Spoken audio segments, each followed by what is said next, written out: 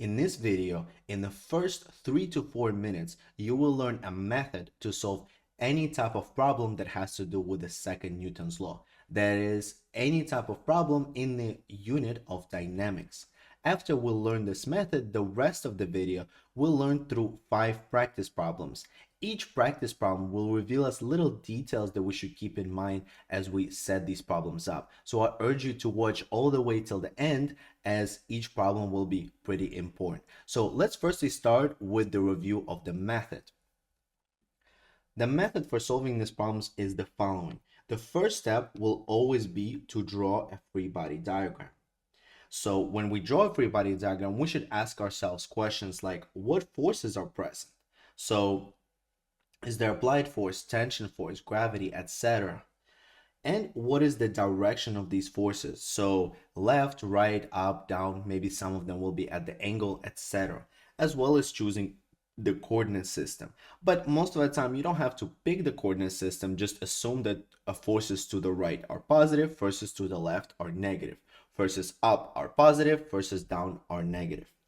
The second step will be to apply the second Newton's law in the horizontal and the vertical direction.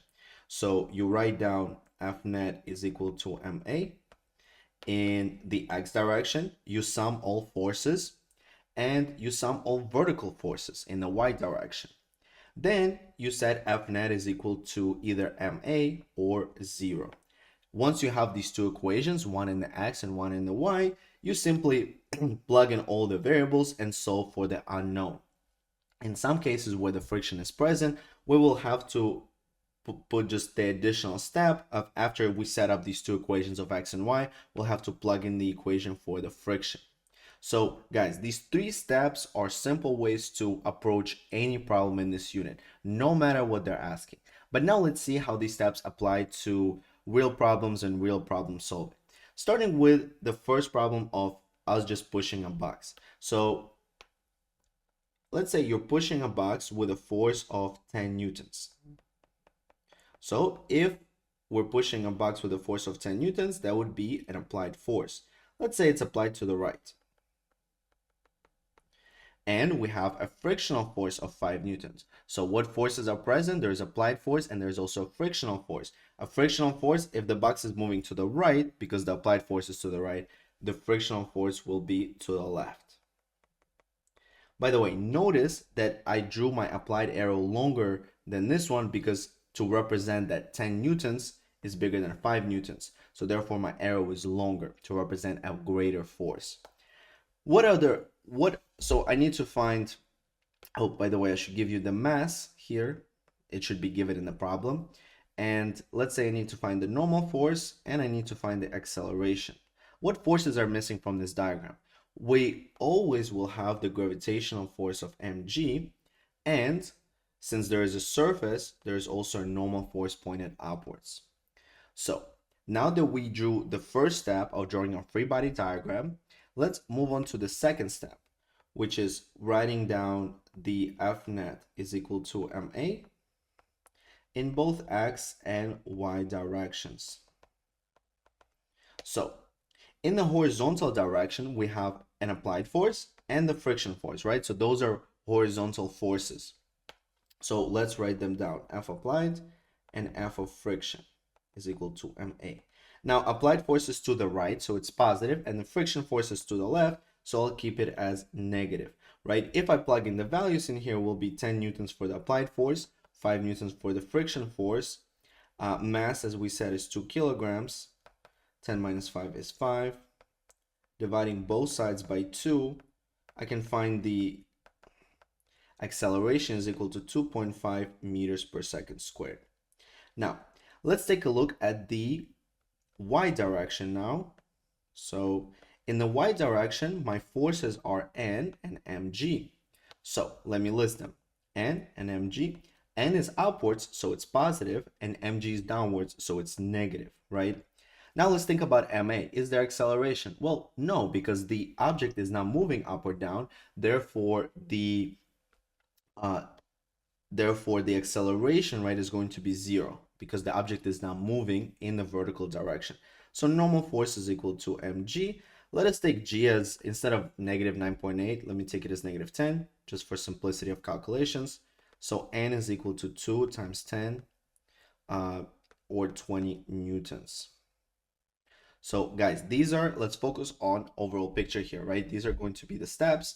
So essentially, step 1, free body diagram. Step 2, we set up our equation. Step 3, we plug in all the numbers into our equations. Now, let's take a look at another problem which will be almost identical to this one. The only difference, so you're still pushing on the box, right? The only difference here is that you're not given force of friction directly. So a box with a mass of 2 kilograms is being pushed by the force of 100 newtons. This would, by the way, be a good time to like stop the video and try to attempt to draw this free body diagram on your own, right? Because it's almost identical. It's basically identical to the previous one. So if I'm pushing with applied force of 100 newtons to the left, to the right, and my coefficient of friction is 0.35, what is the acceleration of the box? Again, let's think about what forces are here. mg will always be present and pointed down. There is a surface here. It's on the surface, therefore there is normal force. The only time when there will not be a normal force if the object is in the air, for example. And of course, there's a friction force to the left, right? So let's write down, now that we draw a free body diagram, let's write down F net is equal to ma in both x and the y direction. So apply second Newton's law in x and y. So in the x direction, your forces are the same as before, right? It's the applied force to the right minus friction force to the left is equal to mass times acceleration. In the y, your forces are also the same, so n minus mg.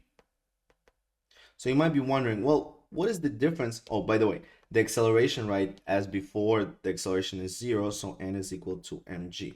So you might be wondering, well, what's the difference with the previous problem? Well, the difference is in this term right here, the friction force is not given directly. So even though I know applied force is 100 newtons, the friction force we can be given by the formula. Since friction force is mu times n,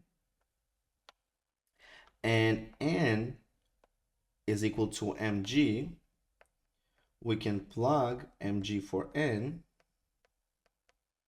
right? And then solve from acceleration from here. So 0.35 times 2 kilograms times 10 is equal to 2, right? If we divide both sides by 2 to find the acceleration, we'll get the acceleration of 46.5 meters per second squared.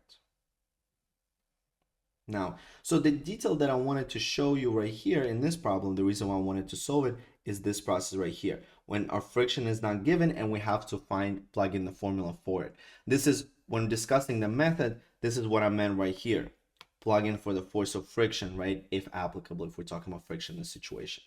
Okay, let's talk about, now let's look at 3 more really quick practice problems, right? There will also demonstrate very important topics that you should keep in mind. So keep watching this.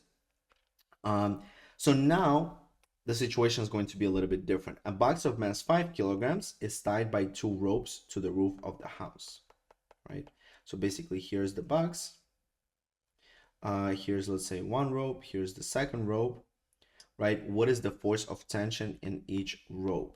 So let's think about, firstly, again, free body diagram, right? So what forces are applied on this box? So the forces that are applied are gravity, because it's always applied, right? By the way, mass is 5 kilograms. And the force of tension, because there is rope involved, right? So the force of the rope is going to be force of tension. So it's basically T1 and T2. And we can assume, right, that these basically tension forces are the same. So force of T and force of T, right? Because they're the same ropes. Okay, so this is our diagram, right? There is no normal force because there is no surface, right? The object is hanging in the air. Therefore, there is no normal force. There's no applied force because nothing says that we're applying a force to it. So therefore, there's just going to be tension and gravity. Great. So in this case, there's no x and y direction, there's only y direction. So therefore, we'll only write F net is equal to ma in one dimension, right? So again, all our forces are tension, tension, and gravity. Tensions are positive because they're upwards, and gravity is downward because it's negative, right? Now, let's think, is there acceleration? Well, no, the box is hanging, it's stationary, therefore the acceleration is 0.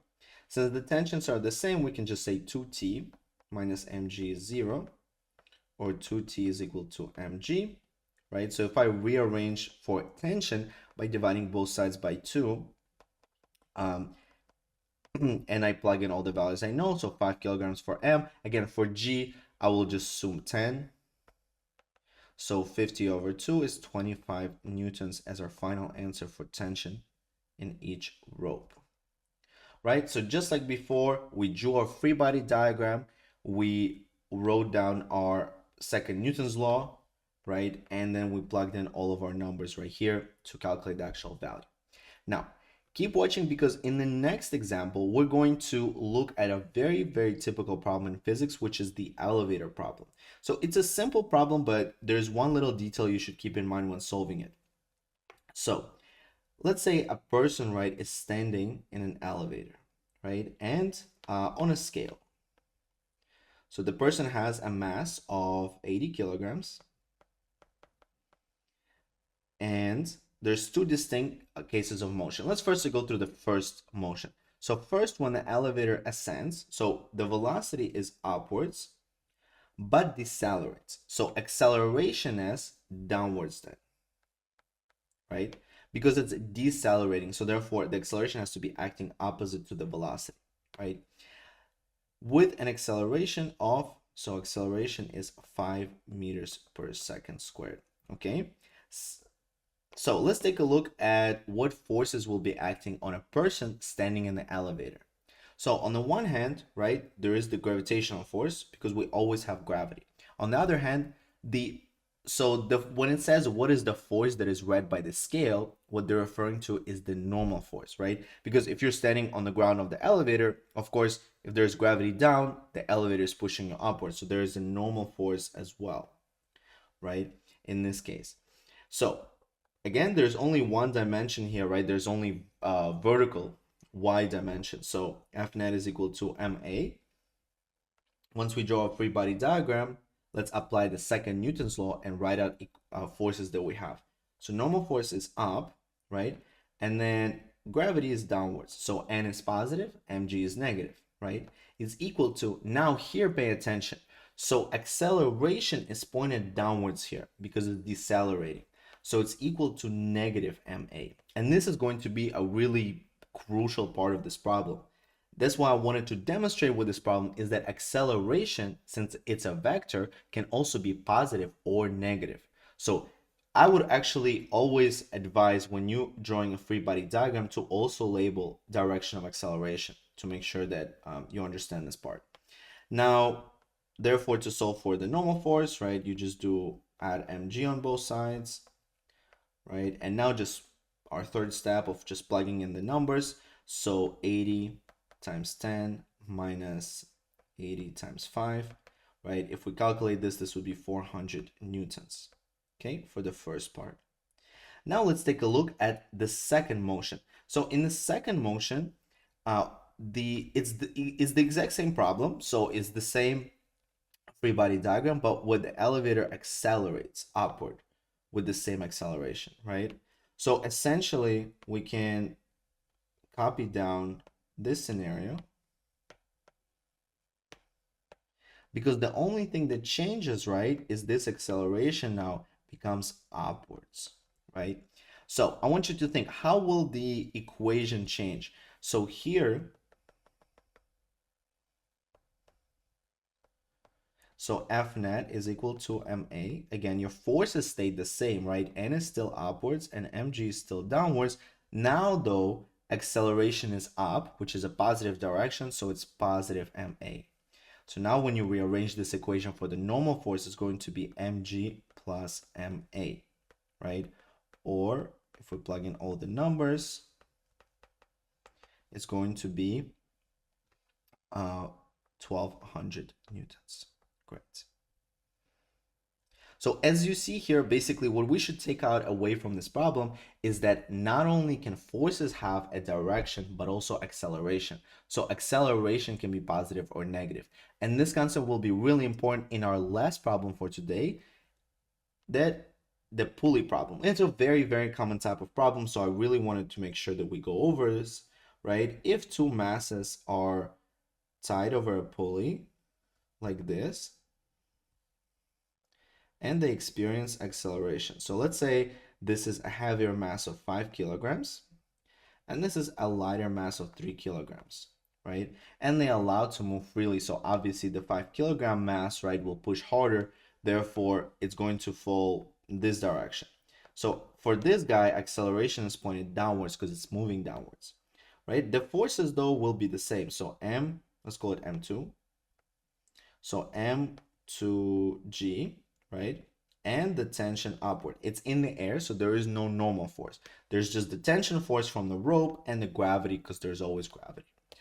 For the second object, the situation is the same, right?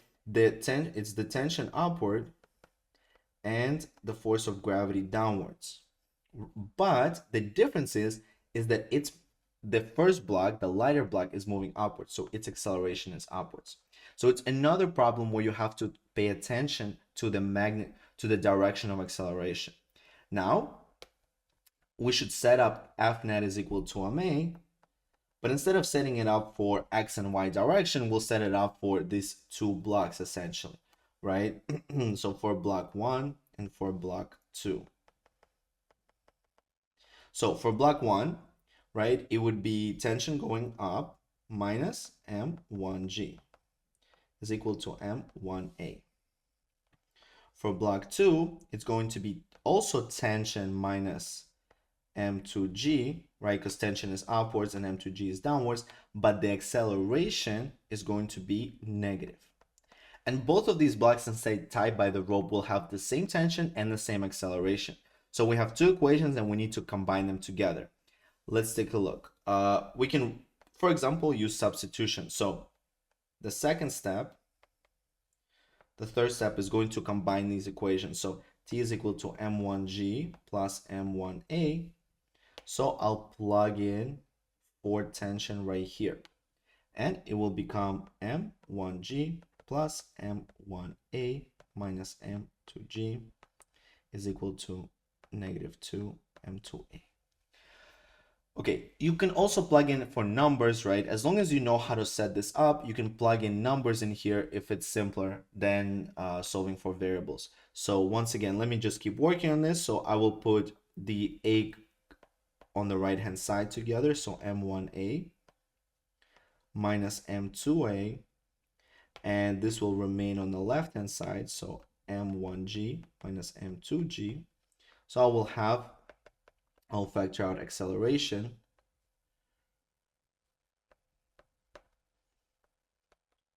and divide by this parenthesis on both sides.